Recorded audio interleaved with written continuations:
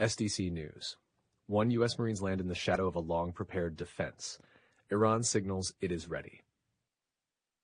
As tensions between Washington and Tehran intensify, the arrival of approximately 2,500 U.S. Marines to the Middle East marks another escalation in a conflict that many analysts warn could grow far larger than current deployments suggest. While the official mission centers on securing key maritime routes and protecting energy infrastructure in the Persian Gulf, Iran has spent more than 2 decades preparing for exactly this kind of confrontation.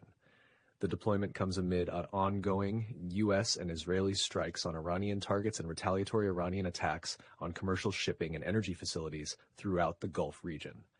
Global markets have already begun to feel the pressure, with oil shipments through the region facing increasing disruption. U.S. Defense Secretary Pete Hegseth attempted to calm concerns during a recent briefing, stating that American forces have the situation under control. "We have been dealing with it and don't need to worry about it," Hegseth said, referring to Iranian threats to maritime trade routes. But many military historians and strategic analysts caution that the conflict may be entering a phase where simple assurances cannot substitute for hard realities on the ground. A country preparing for war. Since the 1990s, Iran's military doctrine since the end of the Iran-Iraq War in 1988 has revolved around a single strategic assumption, that one day it might face a large-scale U.S. invasion. Over the past 25 years, Iran has reshaped its defense strategy around what experts call asymmetric warfare.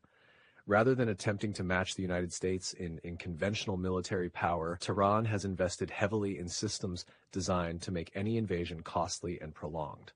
These preparations include extensive underground missile networks and fortified command centers, thousands of short and medium-range ballistic missiles, swarm naval tactics using fast attack boats, sea mines and anti-ship missiles capable of threatening shipping lanes, militia and proxy networks across the region.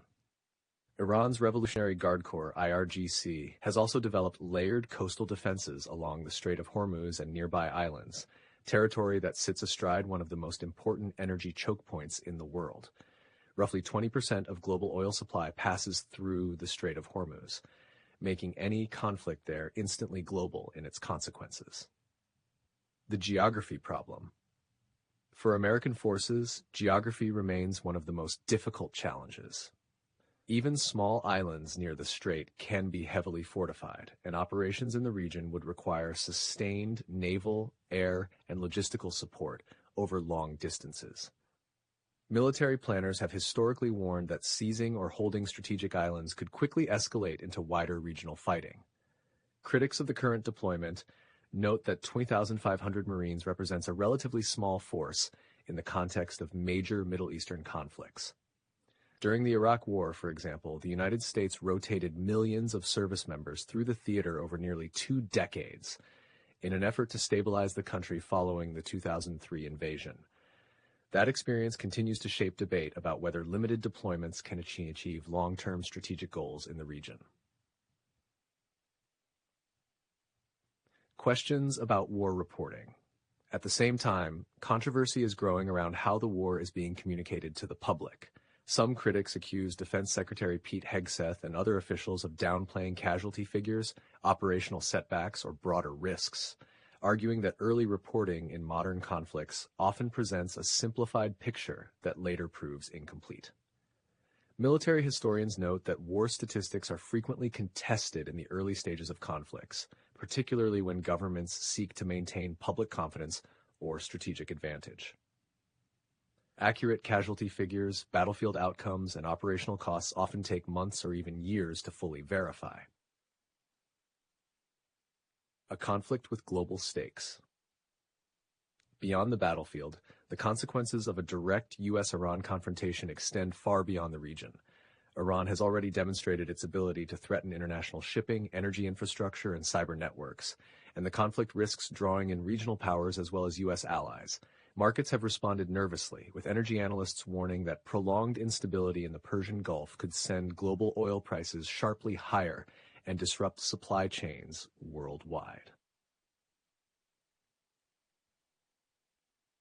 For now, the arrival of U.S. Marines represents the latest step in a confrontation that has been decades in the making. Iran has built its entire defensive posture around resisting a technologically superior adversary. The United States, meanwhile, maintains overwhelming air and naval power in the region, but faces the challenge of operating in one of the most strategically complex environments in the world. History offers a sobering reminder.